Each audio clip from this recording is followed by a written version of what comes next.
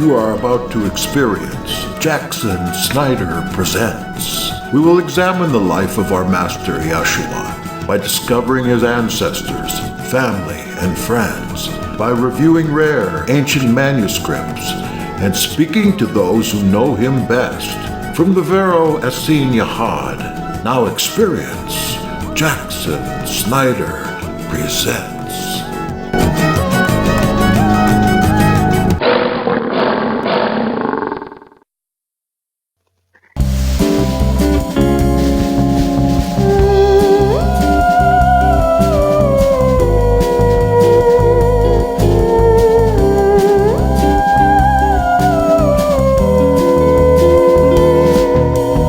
Greetings to you in our Heavenly Father tonight, who makes known all things to the prophets, so that we can understand the mysteries of the faith, the mysteries of the sky, the mysteries of science and religion and philosophy.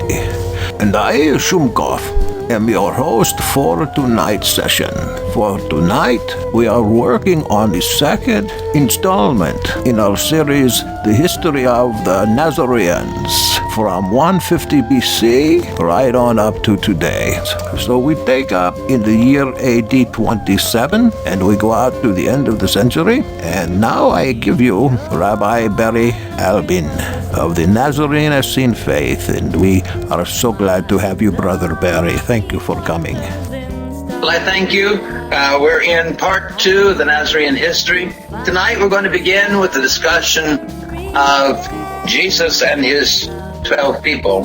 Yeshua appointed 12 people in accordance with the Manual of Discipline to help him to rule the Nazorean order. They are normally called the 12 apostles. They were taken from a group of 72 who had been sent out, which is the meaning of the word apostle. It is important to note who these people were so that we can better see the structure that was conceived by Yeshua. To begin with, let me say that both James Tabor and Dr. Richard Bauckham strongly argue and persuasively argue that the original rulers over this order was a dynasty of Jesus' family. That's because we see early on an argument raised in Christianity that Jesus was supposed to have been a king, that he was supposed to rule on a throne, and they couldn't see any kingdom that he ruled, and so they said, well, he didn't meet that requirement. David's throne he didn't sit on. One of the arguments that was made to say that was wrong was that, yes, he did. The church is that kingdom, and that Jesus sat on that throne. When you look at Dr. Tabor and Dr. Baukham's arguments, you begin to see a dynasty that sounds like there was a kingdom. Maybe not a great kingdom, maybe not a worldwide kingdom, but that's what they conceive themselves as. So that when you look at the first of the disciples, were the two brothers, Simon Peter and Andrew, who lived in Capernaum. Now, Capernaum is a little village at the north, rather at the south, eastern part of the Sea of Galilee, or the Lake Kinneret. An interesting village today. All we have is a bunch of stones left over and a beautiful church, the church of St. Peter. Next there were the two Zebedee brothers, who you've heard of, Yaakov and Yohanan. It is apparent that the families of Peter and Andrew and James and John were close and probably intermarried and had strong family ties. It is believed that Andrew and Peter were previously disciples of Yohanan HaMikvah, John the Baptist, from John 1:40. It is likely that all 4 of the people from Capernaum were disciples of Yohanan. Next is mentioned Yaakov Alphaeus. Alphaeus is a Greek name, and like others in this group, they both had Hebrew and Greek names. We know that Joseph's brother was named Cleopas, which in Greek is Alphaeus. Therefore, we believe that Yaakov was related to Joseph. In order to understand exactly how, we must understand the Torah's law on levirate marriage. Yeshua was called by the scriptures the son of Mary. That's found in Mark 6:3. By so designating him, the scriptures claim that Yeshua was a mamzer, or bastard. If the Jewish people considered him a mamzer, then Joseph died without children. And what happens when that happens? In Israel at that time, if you had a brother living in your house with you, which wasn't unusual, houses were normally added on to add on a new brother and his wife, then that brother that was left was supposed to take your wife and have a child. The first son would become the son of the one who died without issue. Deuteronomy 25:5-10 requires a brother who lived with his brother to take Mary as his wife, and the firstborn son would be considered former husband's son. Thus Cleopas took Mary as his wife and had Yaakov, which means supplanter, to replace the son that Joseph did not have. Yaakov was therefore named Alphaeus, as was his father and uncle Cleopas. Now that's an interesting problem. His biological father was in fact Cleopas, but his legal father was Joseph. And that makes him both the son of Cleopas and the nephew of Cleopas. And Mary and Cleopas must have got along fairly well, because then they had other children. Simon, Jude, Josad, and Salome, and at least one other daughter. We don't know how many more, but the scripture says one other daughter. According to Mark 2:14, Matthew was also called Levi's son of Alphaeus. Therefore, he was the cousin of Yeshua through Cleopas. We know that Simon was one of Yeshua's half-brothers and cousins. He was called the Zealot, which meant a close follower of the Torah, and not that he was a member of the Zealotes party, because it did not exist until later in Jewish history. His son was Judas Iscariot. You've all heard of him. And therefore, Judas Iscariot was Yeshua's nephew. There is one of the apostles who appeared to have three names, Thaddeus. He was called Jude Thaddeus, and Lebbaeus. Now, one of Yeshua's half-brothers was Jude, and I think that Jude Thaddeus was that Jude. So we have Yaakov, Simon, Matthew, Jude Thaddeus, and Judas Iscariot, who are all from the Alphaeus family. Next we have Thomas, also called Didymus. His name means the twin. Apparently he had a twin that resembled him so much that everyone called them the twins. The question that rightfully arises, since all the other apostles have connections to each other or the family of Yeshua, does Thomas have some connection to Philip and Bartholomew, who are sort of the ones left out? John tells us that Philip was from the same town that Andrew and Peter were originally from, Bethsaida, and that's in John 1:43. Nathanael was called to be an apostle, but he is not listed in the synoptics. So as Peter is mentioned and Bartholomew always follows after him, it is likely that Nathanael and Bartholomew were the same person and that they were all from the town of Bethsaida. It is logical, therefore, to presume that Thomas was likewise from Bethsaida. I think it likely that Thomas was the twin of either Philip or Nathanael. Why is this important? Because we're establishing what the dynasty will look like. And we're later going to find out that those who sat on the throne after Jesus were James, Simon, and Jude, and followed by someone named Justus, who was, in fact, Jesus' nephew. What we see here is that the immediate family and the close friends of Yeshua and of Peter become the leaders in the movement. And we have to ask ourselves, how did this happen? How did we go from these apostles Jesus had to this dynasty that he seems to have left behind? There's a burning question right now. Jason is asking, are we assuming here that Yeshua's biological father was Pantera? No, I'm not making that presumption. Okay. I don't know who his father was. I am saying that it's clear from the scriptures that the Jews did not accept that it was Joseph. So was Yaakov and Shimon, were they full brothers? Yaakov and Shimon were biologically full brothers, but they were considered in the law to be half-brothers. Okay, thank you.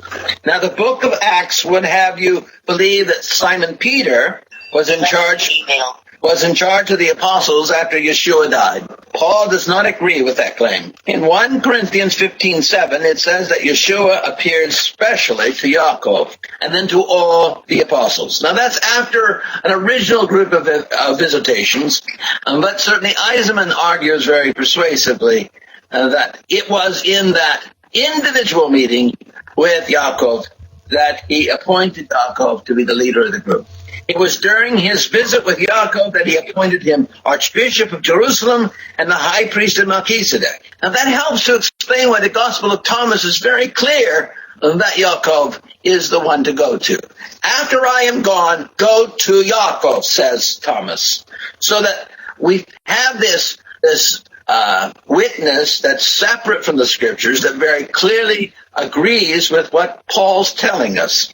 You have to decide, are Paul and Thomas, who we now believe after what is the woman professor that has written such a good book on Thomas? I forget her name. Unfortunately, my dog ate the book, and I only got part of it read. I know you've heard that from your teachers, haven't you? But it really happened. But they both agree that, and their agreement is an earlier argument than what we eventually get from the Gospels themselves. Because the Gospels are relatively late compared to Paul's writings. And if we now put this document of Thomas up there closer to Paul's writings, we see that this is a fairly good witness. Yaakov then chooses two other people to complete the normal leadership group as set forth in the manual of discipline. They were Peter as the president of the Sanhedrin and Yohanan as the prophet and Sagan of the Sanhedrin. A Sagan is the second. That's what it means, he's the second in the Sanhedrin. The Sanhedrin was always composed of 70 people and the high priest and a president and Sagan. The remaining 60 members of the original 72 joined this 12 as the great Sanhedrin of the church. So we're back to having a Jewish organization. It doesn't look like anything Catholics create. It's not anything like the Protestants create. This is a very Jewish organization, and it looks very Jewish. The Pauline have regularly claimed that the Jews rejected Yeshua. That claim is a lie. The book of Acts says, and about 3,000 persons were added that day in Acts 2:41. Again it says, and every day the Lord added to their numbers those who were being saved in 2:47. And again it says, but many of those who heard the word came to believe, and the number of men grew to about 5,000 in 4:4. In fact, the numbers continued to grow, and over the next 100 years, the number of Nazoreans grew to over 1 million. Considering that there were only 16 million Jews in the world at the time, 1 million was a large number, and it would constitute a very large number of the people who live in Palestine, Syria, Lebanon, and Jordan, or what we call those countries today. It was all the province of Judea. At the time, at the beginning of the Kahal, 5,000 would have been about 20% of the regular population of Jerusalem. And when I say regular population, those people who regularly lived in Jerusalem. That does not mean that at the Feast of Passover you didn't have 1 million people in Jerusalem. And the Feast of Shavuot, you have 1 million people there. But the people who regularly lived in Jerusalem were some 25,000 people. This was a significant number. It is easy to understand how disagreements and conflict would then occur in Jerusalem, where two aggressive religious philosophies, Nazoreanism and Pharisism, were actively proselytizing. I should say, I will not use the word Pharisee. Pharisee is a Greek word. The Hebrew word is Farsi, and it means Persian. Even today, the Persians call themselves Farsi. They don't call themselves Persians. And we should be consistent that the party of the Persians, the Pharisees, if you please, are the Farsi. According to the book of Acts, the episcopate and the Sanhedrin made their headquarters at the house of Baruch. Now, scholars think that Joseph Barnabas was the rich young lawyer that approached Yeshua asking the method of earning eternal life. He apparently sold his goods and gave the entire amount to the poor. Apparently, his sister did not follow that course of practice, and we should thank God for that, because she became the general benefactress of the church. According to the book of Acts, that is where they met. That's where James came to. Whenever Peter and John get out of prison after the angel saves them from sure death, they come to her house. And, of course, her son is John Mark. Apparently, his sister did not follow that course of action. The difficulties between the high priesthood and the Kahal meaning assembly or church, grew more pronounced over the next 13 years until in 40 CE, the followers of Yeshua, called by Jews the Manim. That's very important.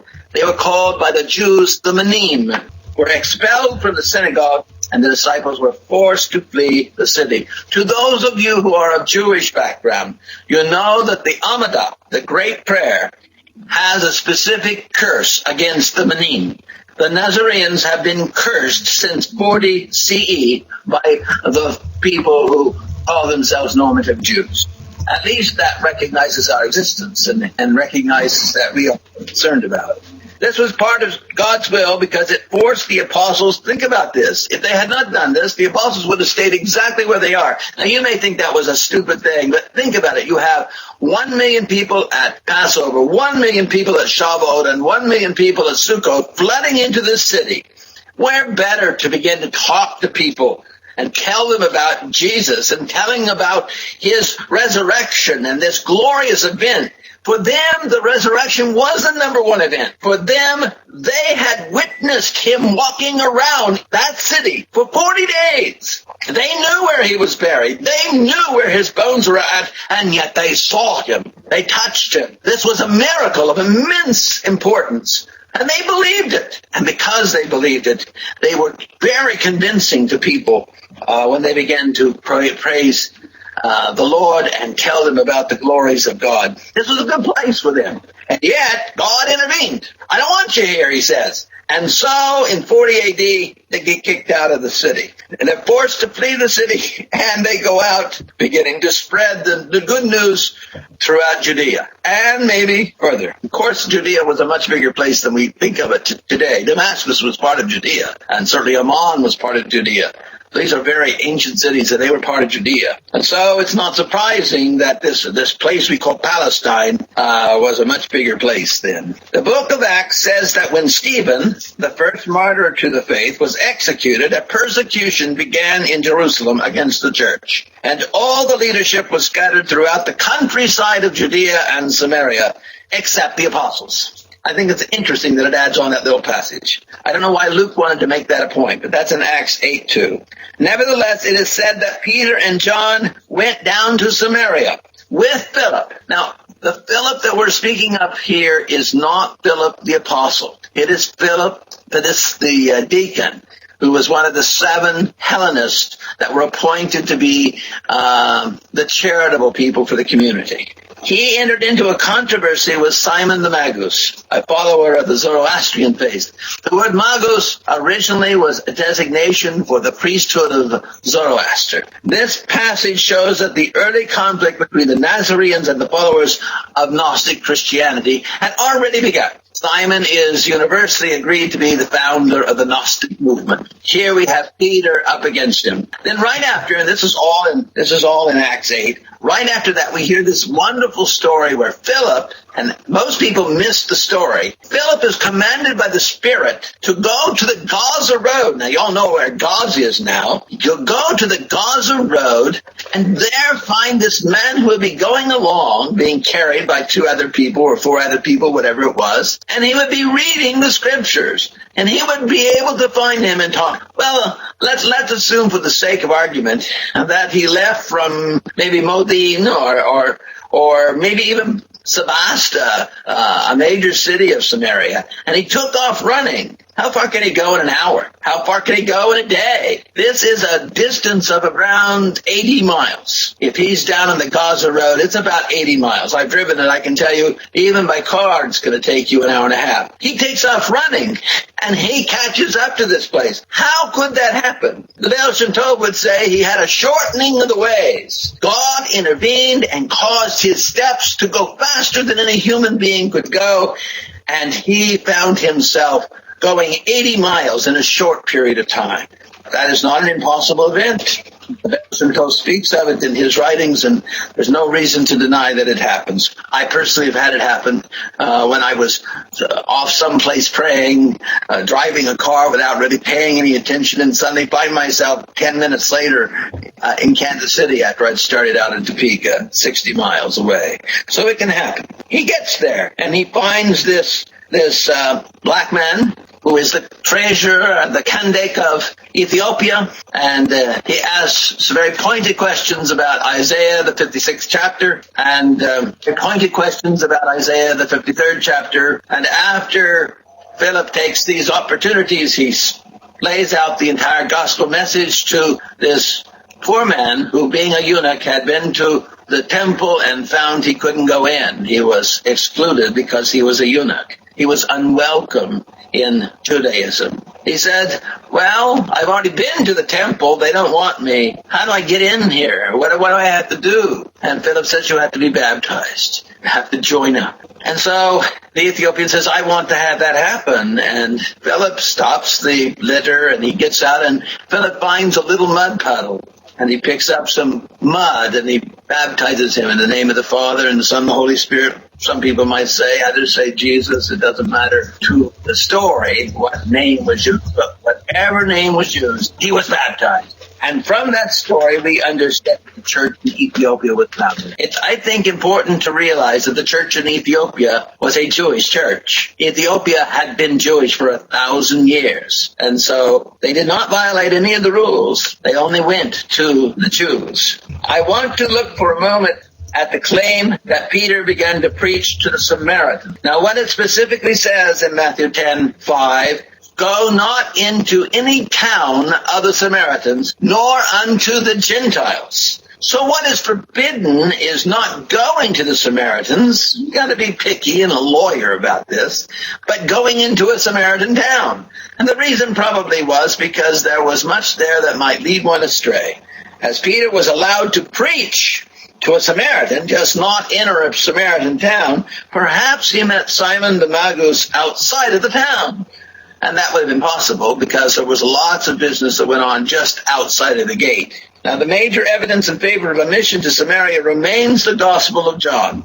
The second to redact the Gospel of John was no doubt written after 40 CE and consists of the stories about the Samaritans, the Good Samaritan, and the Samaritan woman. There are 3 other stories that talk about Samaritans. These stories tend to support the idea that it was all right for the good news of eternal life to be brought to the Samaritans. Those who were leading the persecution were not Caiaphas and Pontius Pilate. You may think that that's true. You've been led to believe they're the bad men in all these stories. But Caiaphas was removed in 36 CE, and this happened in 40. And Pilate died in 37 CE, and this happened in 40. The high priest Theophilus, another son of Ananus, and in fact the brother-in-law of Caiaphas, ruled during the period when the persecution began to get really bad.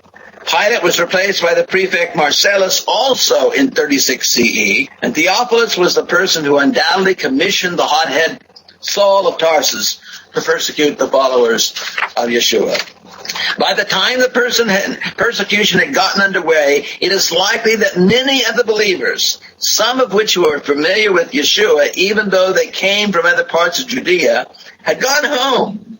They began to teach the good news to their own homes, and the groups have begun to form in other parts of the province of Syria, and even in such faraway cities as Alexandria, Rome, and Babylon. We know that the church was growing especially strong in an area, and I don't know how to describe it other than the way that St. Jerome does, Coela, Syria. The best way to describe it is, if you know anything about that, is the area of Mount Hermon, and that includes Banias, it includes the Golan Heights, it includes Damascus, it includes as far south as Pella, and probably the other cities of the Decapolis, and it goes considerably farther north. Up, there's a group of mountains that come on the other direction from Hermon, and they go from Hermon all the way to Edessa in Turkey. And so it was probably in that area that the church was really growing strong.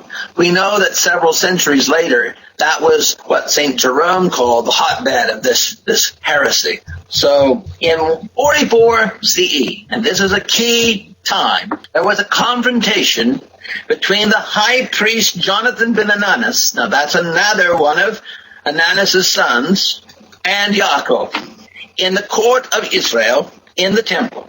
It appears from the record of that confrontation in the ascent of Yaakov. And if you don't have the ascent of Yaakov, I think that Jackson can get you found the ascent of Yaakov. Hello, this is Jackson Snyder. We're going to take a little break now to present some very important messages. But We will be right back here on Hebrew Nation Radio.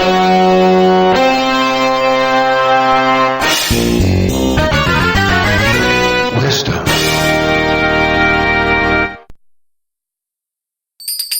Jackson Snyder Presents is back, and the program is already in progress. Found embedded in the Clementine recollections that Yaakov was winning the verbal confrontation. If you listen to it, it's a rather formal confrontation. Suddenly, while it appears that the high priest is losing, out come this man we now know to be Saul of Tarsus, leading a group of vigilantes, and he yells out, "What are you allowing these people to do? Are you being beguiled by them? Don't argue with them." And he incites a riot, and they beat the people up, and Yaakov is being beat, and Saul throws Yaakov violently down the stairs of the temple. Yaakov's legs are broken, and he's left at the bottom of these stairs, broken. It was a terrible situation, and the disciples and apostles were flabbergasted by what this man had done. They pick up Yaakov, and they carry him away, and almost immediately they decide that they have to leave Jerusalem. And about 5,000 believers, if you can believe the ascent of Yaakov, gather their belongings and start off Damascus with Yaakov in a litter. Now, it's important to understand how they went. They were going on the Jericho road, and more than likely, they were going to go through Jericho, on into Ammon, just about 40 more miles, and then on past that another 40 miles to the King's Highway, which is in Trachonitis. Certainly the Nazoreans knew the area of Trachonitis very well. As I said last week, that was a central place that they started out. So they were going in the most direct route to Damascus. I sent you a message with a question. Do you think Saul was what? Do you think Saul was persecuting any other groups but those that were under James?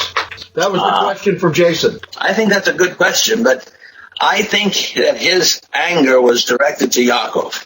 I think that Yaakov was the real person he was after. It was not even the group per se, but he saw Yaakov as the threat, as the leader of the sect, and he saw it in a dynastic way, and he said, you kill the king, you get rid of the group. I think that was his attitude. Now, the 5,000 believers gathered their belongings and start off to Damascus with Yaakov in a litter. However, about 20 miles outside of Yerushalayim, they come to another road. That road leads to Qumran, and they go that direction. You say, now, why are they going to do that? Well, first of all, Qumran is the Nazorean center, and they know, as you should know, that the Essenes were world famous for their ability to heal people.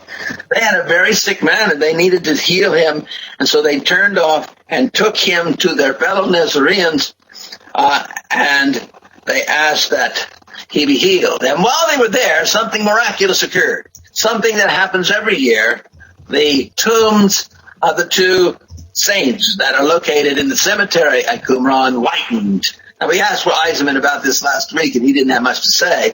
But we have, Jody Magnus has thoroughly looked into that particular tomb, and she found two people there, and it is a unique kind of stone, and yes, it will whiten with the right weather conditions and the right sun. So that this was a very famous sight, and they saw that happen while they were there. Now, Saul, still believing that Yaakov was headed for Damascus, has a warrant for the arrest of Peter, Yaakov, and Yohanan. He is walking along the road, and according to him, had a spiritual event. We need to look at that spiritual event and judge it as we would any historical incident, about with the understanding of what the times were like, the place, and the conditions of the actor. Saul tells us that as he was walking, a light from the sky suddenly flashed around him. That's 9:3. We are told that he is already in a highly agitated situation with the words, still breathing murderous threats. Acts 9:1. We know that the event occurred on the road to some place between the Jordan River and the King's Highway. This is very hot and dry. What happens whenever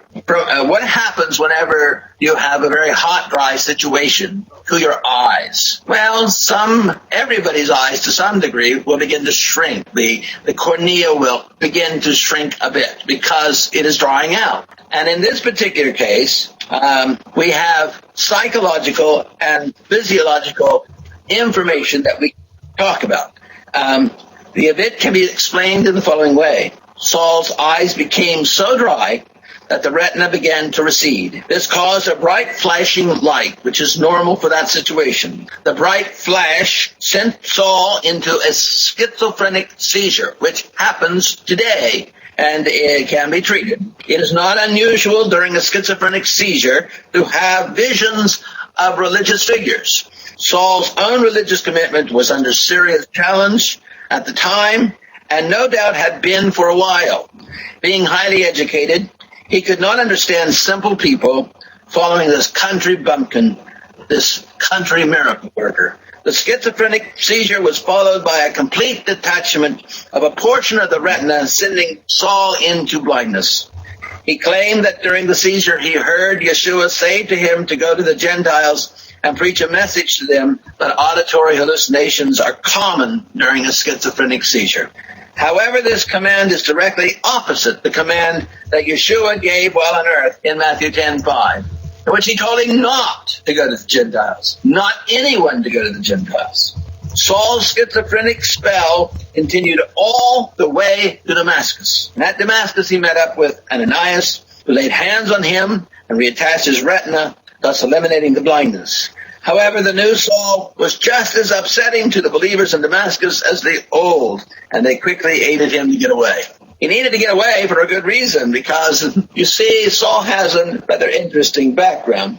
We are told, Eisenman does a good job of this, but we are told that Paul knew Manaen. Now, Manaen was the son of the treasurer of Herod the Great. He apparently, later on, we discovered, knows Agrippa, knows even Festus, knows a lot of the key people, seemed to be very well connected. And here in this particular case, he probably was known as a Herodian member, a member of the Herodian family.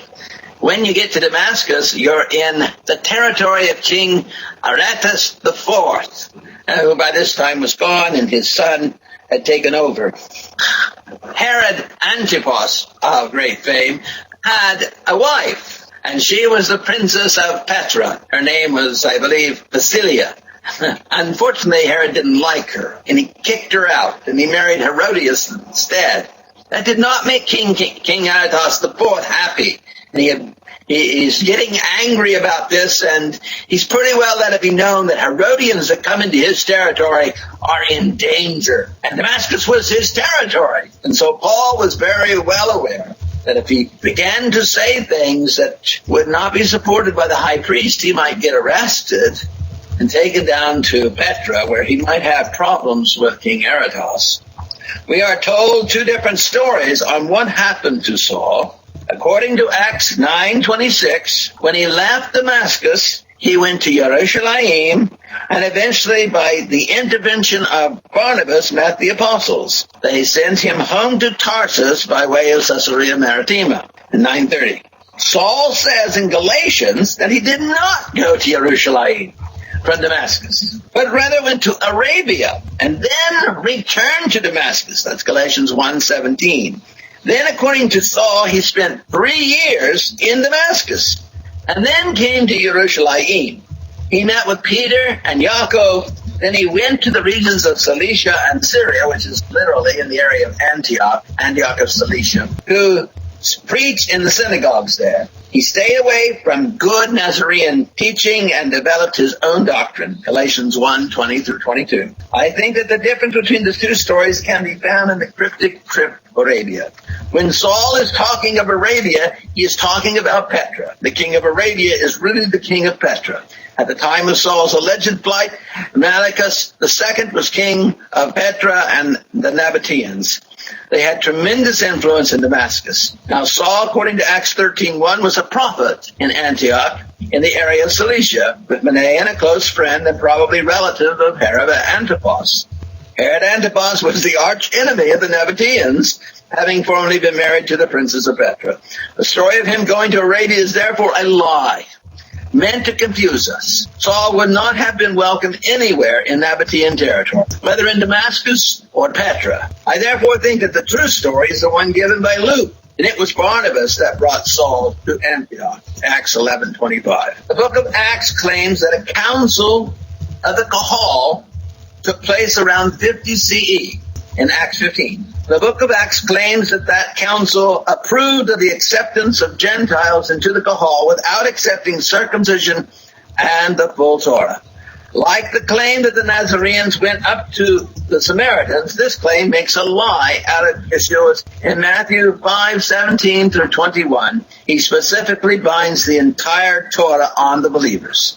Galatians states that 18 years has elapsed since Saul was baptized when the council was held. If the council was held in 50 CE, then that would make Saul's baptism 32 CE. As we know that he tried to kill Yaakov in 44 CE, such a claim is ridiculous. Frankly, it's impossible. Now, if we assume that the so-called conversion took place in 44 CE, then that would place Saul in Jerusalem in 62 CE, the year of Yaakov's death. If that chronology is adopted, then the entire second mission could not have taken place because the second mission ends with another meeting with Yaakov, who died in 62 CE before he even started the second mission. Further, Galatians 2:11 acts as if the specific laws on blood and not eating animals sacrificed to other gods had not been part of the decision at the council. I conclude that the council never took place. In fact, I do not believe that there was any relationship between Jerusalem and Antioch at all. Antioch was exclusively a Pauline territory. Now that becomes really important to the Nazoreans, because whenever we get a little bit later in 1-2 and are looking at the second Jewish revolt, there is clear evidence that the Romans asked the Antiochian Christians, who is responsible for this revolt? And they said, those Nazoreans. And Akiva was asked the same question, and he said, those Nazoreans. So we see that there is no real connection between the church in Jerusalem and the church in Antioch. By 52 CE, the situation between Saul and the Kahal had reached a place where Paul was setting up a rival organization in opposition to the high priesthood and episcopate of Yaakov in Jerusalem. If you read between the lines, Peter sent down to correct it. Didn't work. And then we had the problem of Corinthians, where Paul goes off to Corinth, and there he meets up with people who've been there from Apollos. He responds, oh, well, I don't deal with Apollos either. Seems like he doesn't deal with anybody in the church. It was there for that reason, and that reason primarily, that the Didache was written by the apostles, half-brother and cousin of Yeshua. The Didache was meant to counter the opinions of Paul. In it we find the answers to every question on how to deal with followers of the way, and especially of followers who want to convert Judaism. The situation in Jerusalem continues to worsen. Finally, during a difficult time between the death of Procurator Festus and the arrival of Procurator Albinus, who's not my relative, High Priest Anan ben Ananus, another one of the sons of the High Priest Ananus, had Yaakov executed. The Nazoreans, who by that time were very numerous in Jerusalem and had centers all over Judea, were incensed against the Ananus family. The situation in Rome was equally difficult with the accession of Nero in 54 CE and his increasing insanity. When he decided to do some urban renewal, the resulting fire destroyed most of the lower caste homes. He had to blame the fire on someone, so he chose the followers of Yeshua, whether they were Gnostics, Nazoreans, Paulines, Apollonians, or whatever. He had Peter and Saul arrested, and in 67 CE they were both executed. These events brought the situation among the most radical members of the Nazoreans to be in charge of the situation. The Zealots, who were numerous in these later years in Jerusalem, began to form militias. The Sicarii, the commando units, were sharpening their Sicarii. In 66, war broke out in Jerusalem. It was at this time, under the high priesthood and patriarchate of Simon, that the Kahal moved from Jerusalem to Pele, the Decapolis. The Kahal was welcome in the Decapolis because many of the Galilean members of the Way were from northern Galilee, Decapolis, and Damascus. The War of Liberation went from 66 to 73 CE. And when it was over, Judea and Galilee were devastated, but the area of the 10 cities, the Decapolis, remained loyal and unharmed. However, by 73 CE, the leadership of the Nazorean movement had begun to return to Jerusalem. How do we know that? Because we have found the foundations of the Church of the Apostles, which was built outside of the city walls. And we know, therefore, that these people, the Church of Jerusalem, were coming back. They began to identify the holy sites sacred to the Nazorean faith. They built the Church of the Apostles, and they began to welcome the very first of the travelers who would come as pilgrims to these holy sites. After the war, the Farsi were meeting to reorganize their faith, and likewise the Nazoreans began the same process. As the apostles and disciples began to pass, it became necessary for the Kahal to begin writing down official accounts of what had happened. The first kind of a document was the logoi, or sayings documents. The most important of those documents are called Q for Kel, the German word for source, and the Gospel of Thomas. Sometime in the 60s, the Gospel of Mark was written by Yohanan Marcus, Saul's former secretary, nephew of Barnabas, former traveling companion of the two, and now the Bishop of Alexandria. His Gospel was written for a Pauline audience, and not for a Jewish audience. It was followed after the destruction of Jerusalem with Matthew. We're going to find out a little later, Matthew in Hebrew. Matthew was written to a Jewish audience and used Mark and Q as sources, but it tries to include Jewish information. Luke was probably written in the late 80s. It was written as one long book in two parts, Luke and Acts of the Apostles. It is biased toward Pauline Christianity and is not reliable as information on the work of the Lord Yeshua. Yohanan is an interesting book. Its earliest redaction was written in the first decade after the death of Yeshua. Its second redaction was written after 40 CE, when the Manim or Nazoreans were expelled from the synagogue. It is identifiable by the Samaritan stories. The third redaction occurred right after the temple was destroyed, and finally, close to Yohanan's death, the final redaction was made by his disciples. It is highly philosophical and Greek-oriented. The prime issue of the Nazoreans, and one that would be their downfall, was the Academy of the Sages, led by Rabbi Akiva Yotze. Such an evil man has never been known. You say, surely there's others who were just as bad. No, this man was by far the worst. While putting on a face of piety, he conspired to change the scriptures and in several important places did change the scriptures. A good example is Deuteronomy 32. Another place that see problems was in Exodus, intervened. Many put the Council of Jamnia under his leadership. But that is impossible, as he was not born until 75 CE, and the council was said to be held in 90 CE. It was at the Council of Jamnia that the Farsi took control of the scriptures unto themselves, even though the Nazoreans still controlled the important library at Qumran, despite the Romans' destruction of the buildings there. I think at this point it's important to note that we have clear evidence that Cave 4 and probably Cave 11 were visited fairly regularly, and that we have a documentary evidence that they were visited in the 3rd century and again in the 7th century. The 7th century actually comes from a letter written by the Patriarch of Babylon to the Metropolitan of Ctesiphon Seleucia. We know that those caves were visited regularly. We found a copy of the Damascus document in the Geniza of Cairo in 1910, 38 years before we found the whole library.